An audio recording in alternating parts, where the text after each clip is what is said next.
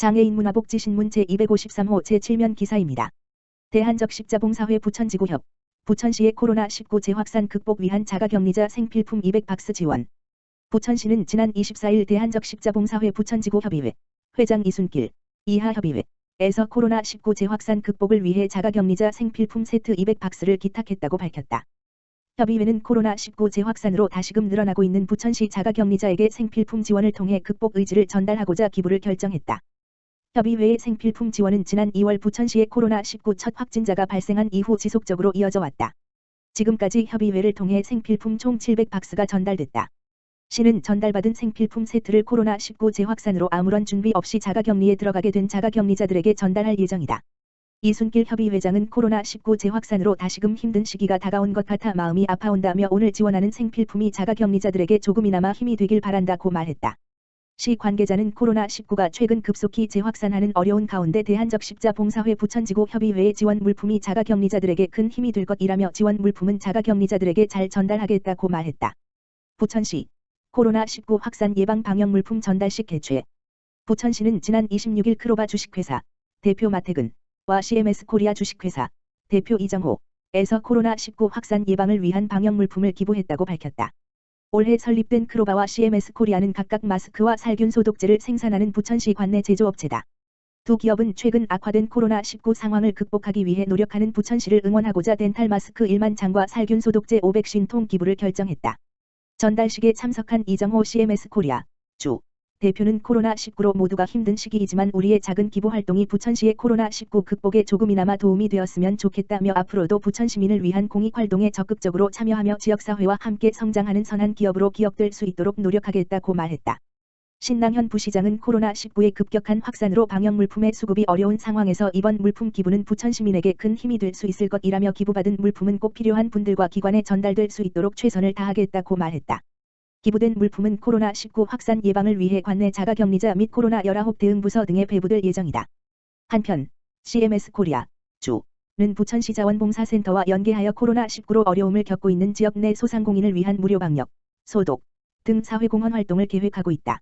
자세한 사항은 부천시 자원봉사센터 지역번호 032-625-6501로 문의하면 된다. 부천시 희망을 나누는 사람들 희망나눔 연결운동 협약. 부천시는 지난 24일 사단법인 희망을 나누는 사람들 회장 김정환과 2020년 희망나눔 연결운동 협약을 맺었다.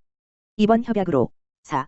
희망을 나누는 사람들은 취약계층 아동 청소년 20명에게 총 1,600만 원 상당의 장학금과 컴퓨터를 지원하고 총 4억 원 상당의 생필품도 함께 배분할 예정이다. 이날 협약식과 함께 2억 원 상당의 샴푸, 린스, 바디워시, 치약, 칫솔 등 생필품도 배분하였다. 애경이 후원하고 희망을 나누는 사람들이 전달한 생필품은 종합복지관, 공동생활가정, 장애인시설 등 사회복지시설 및 단체 40개소에 배분됐다. 나눔을 통해 희망을 전달하는 희망을 나누는 사람들은 2007년 설립된 사회공익법인이자 고용노동부에서 허가한 교육 및 사회복지 후원기관이다. 복지사각지대에 놓인 이웃을 위해 장학금 전달, 사랑나눔 김장행사, 후원물품 전달 등 다양한 사회공헌 활동을 해왔다. 김정환 회장은 취약계층 아동 청소년들이 마음껏 꿈꾸며 건강하게 성장할 수 있는 환경을 제공하고 싶다며 어려운 이웃을 위한 작은 나눔이 우리 아이들에게 큰 희망이 될 수 있을 것이라고 말했다. 장덕천 부천시장은 지난 6월 살균 소독제 전달에 이어 다시 한번 부천시에 따뜻한 관심을 보여주신 희망을 나누는 사람들에게 감사드린다며 어느 누구도 소외되지 않도록 나누어 주신 사랑을 부천 시민에게 잘 전달하겠다고 말했다. 성남시 12억 원 상당 독감 백신 기탁받아 한마음사회복지재단 중앙회가 예방접종 사각지대에 놓인 이들을 지원하고 싶다며 성남시에 8월 28일 독감 백신 3만 개를 기탁했다. 시가 12억 원 상당이다. 성남시는 이날 오후 5시 시장 집무실에서 은수미 성남시장과 노희식 한마음사회복지재단 중앙회 이사장 등이 참석한 가운데 성남시민을 위한 독감 백신 기탁식을 했다. 지원 백신은 4가지 바이러스를 한 번에 예방하는 세포 배양 독감 백신이다. 기탁자의 뜻에 따라 60세 미만 차상위계층 3만 명의 독감 예방접종을 지원하는 데 쓰인다. 한마음사회복지재단 중앙회가 성남 지역 내 50곳 병원을 지정하고 판교노인종합복지관, 성남시 지역아동센터 연합회 등 5곳 시설 단체를 통해 대상자에게 무료 접종 카드를 나눠주는 방식이다. 대상자는 10월 5일부터 11월 30일까지 지정병원 한 곳을 선택해 독감 예방주사를 맞으면 된다. 한마음사회복지재단 중앙회는 취약계층의 조기치료 지원과 의료사각지대 해소를 목적으로 1990년 7월 서울시 마포구 공덕동에 설립된 사단법인이다. 대상자를 발굴해 의료 장제비 의약품 체납 건강보험료 지원 사업 등을 하고 있다.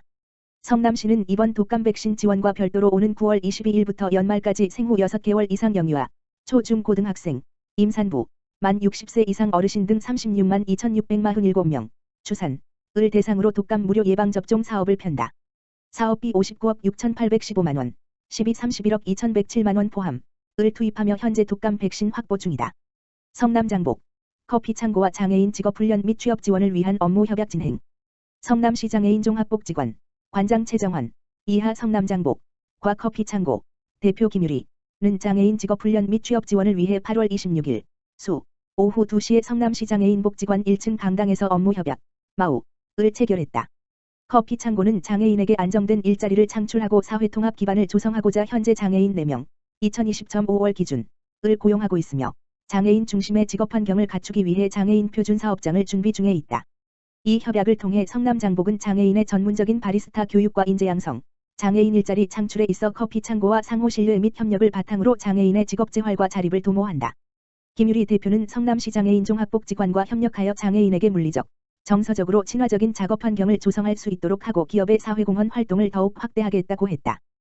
또한 성남장복의 최정환 관장은 커피창고와의 업무 협약을 통해 장애인들이 직업 탐색의 기회를 갖고 자립의 기반을 다질 수 있도록 지원하겠다. 앞으로도 지역사회의 많은 기업이 장애인 고용을 위해 힘쓸 수 있도록 성남장복 또한 최선을 다하겠다고 밝혔다. 성남시, 강화된 사회적 거리두기 음식점, 카페 운영 제한. 성남시는 정부 방침에 따라 오는 30일 0시부터 9월 6일 자정까지 강화된 사회적 거리두기 2단계를 실시한다고 29일 밝혔다. 시는 사회적 거리두기 2단계 체제는 유지하나 3단계에 준하는 방역 조치로 외부 활동을 최소화해 방역을 집중 강화해 나간다는 방침이다. 주요 내용은 당구장, 수영장 등 모든 실내외 체육시설과 산성공원 놀이마당, 시립식물일로 등 153곳 실외 공공시설 운영이 중단된다. 일반 휴게 음식점, 제과점 총 1만 2,100가 한두 곳은 오후 9시부터 이길 5시까지는 포장과 배달만 제한적으로 운영 가능하다. 프랜차이즈형 카페 역시 매장 내 음식, 음료 섭취는 불가하며 포장과 배달만 허용한다. 모든 유치원 학교, 고3은 제외, 도 원격 수업으로 전환하고 10인 이상 모든 학원, 교습소는 제외, 도 비대면 수업만 가능하다. 독서실, 스터디 카페도 역시 집합 금지된다. 다만 학원, 독서실, 스터디 카페는 오는 31일부터 집합 금지가 실시된다. 고령층 외출 자제 강력 권고에 따라 9,750명이 참여하는 노인 일자리 사업도 오는 31일부터 전면 중단한다. 또한 지난 19일부터 운영이 중단된 공공 작은 도서관, 판교 박물관, 경로당, 생태학습원, 아이사랑 놀이터 등 모든 실내 공공시설과 유흥주점, PC방, 노래 연습장 등 고위험 시설 역시 운영 중단이 연장된다. 시는 집합금지 명령 방역 조치가 현장에서 제대로 이행될 수 있게 지속적으로 현장 점검을 해 나갈 계획이다.